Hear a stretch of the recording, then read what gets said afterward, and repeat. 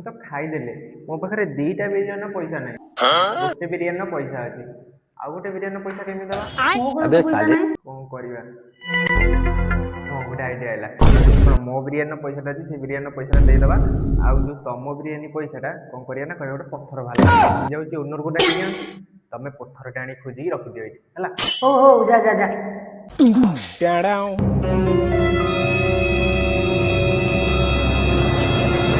Uncle ଆପଣ ଯୋଉ ଦିଟା ବିରିୟାନୀ ଦେଇଥିଲେ ସେ ଗୋଟେ ବିରିୟାନୀରୁ ପଥର ବାହାରିଲା। କଣ କହିଲ ପଥର ବାହାରିଲା? ହଉ ତାହେଲେ ଦେଖିଆ ଦେଖିଆ।